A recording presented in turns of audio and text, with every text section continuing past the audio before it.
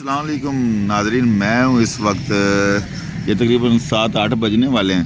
ये देखें ये पलवान रेबड़ी वाले हैं चकवाल में। उधर ये एक शहजादा मिला है, ये पैसे मांगता है डेली पे, ये काम करता है। ये कहता है इधर आके रहता है। नाम क्या तेरा? नैब अली इसका नाम है। कितने कमा लेते हो डेली? 300 रुपया। इससे कितने अरसे से कमा रहे हो? और सही सी बात कर यार, 300 रुपया आज कितने कमाए? दिखाओ किधर रखे हुए। वाह जी वाह, वाह जी वाह। ये देखें जी कोट के अंदर इसने आज इतनी कमाई की है। ये देखें जी नोट गिन रहा है। वाह जी वाह। ये डेली इतने कमा लेते हो। अब आपको लेने कौन आएगा? मैं अकेला ही घर चले जाते हो? स्कूल नहीं जाते हो? स्कूल जाने को दिल भी नहीं करता? यार पढ़ ले, स्कूल में जाएगा, नाम भी लिखना आएगा, ठीक है? तो पढ़ा करो ना। कितने बहन भाई हो? 10 बहन भाई। तुम्हारा कौन सा नंबर है? तेरे को पता नहीं है? किसको पता है? तेरे अब्बू को पता है। 10 बहन भाई हैं। तू सारे छोटा है बड़ा है? निक्का। सब तो निक्का। तो बकाया की काम करते ने? ਇਹੋ ਹੀ ਕੰਮ ਕਰਦੇ ਨੇ ਸਾਰੇ ਹੀ। ਇਹਦਾ ਮਤਲਬ ਹੈ ਡੇਲੀ ਦਾ ਤੇਰੇ ਅੱਬੂ ਨੂੰ ਤੁਸੀਂ ਰੁਪਇਆ 8-10 ਹਜ਼ਾਰ।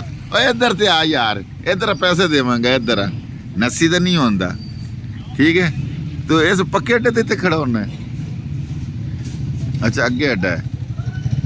ਅੱਛਾ ਅੱਛਾ ਅੱਛਾ। ਗਾਣੇ ਗੁਣੇ ਵੀ ਗਾ ਲੈਣਾ? ਗਾਣੇ ਨਹੀਂ ਆਉਂਦੇ? अच्छा फिर मंगन का बहुत दिन हो गए, पैसे नहीं मंगी तो आते, ठीक है? पढ़िया कर। कल तो स्कूल जाएंगे ना, अपना नाम लिखा, स्कूल जाया कर। अच्छा ये भी भरा तेरा? एक ही लगता है। इधर आओ, इधर आओ। टीवी वाले है? इधर आ, इधर आ। टीवी तो खबर लगेगी तेरी और देवागा। इधर आ। की लगता है तेरा? तेरा भाई है? इधर अगे से आ। अच्छा वो भी भाई है तेरा? वो भी भाई है? कितने बहन भाई हो? और इधर आ, इधर टीवी वाले है तो टीवी ते खबर चलेगी। इधर आ। अच्छा 9 बहन भाई हो? बड़ी गल है यार, 9 बहन भाई। ते ये तो पैसे मंग रहे कि मैं 300 की दिहाड़ी लाई। तू कितने की लाई है? अच्छा तू कितने की दिहाड़ी लाई है? तू नहीं लाई? वो वाला लांदा दिहाड़ी? वो किन्ने कमा लेंदा? 500-600। ये 300 कमादा। तू कितने भैया? तू नहीं मंगदा? स्कूल तुहाडे च कोई भी नहीं जांदा?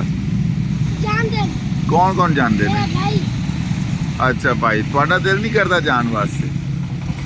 और यार पढ़ के पुलिस वाले बनो, ठीक है? देखा जी आपने इन लोगों को, ये बच्चे कितने शरारती हैं। ये तो बहुत ज़्यादा शरारती है। इधर देख। हाँ ये दिहाड़ी 300 की कहता लिया, इसने 1000 रुपए की दिहाड़ी लगाई है। झूठ बोल रहा है। ऐसे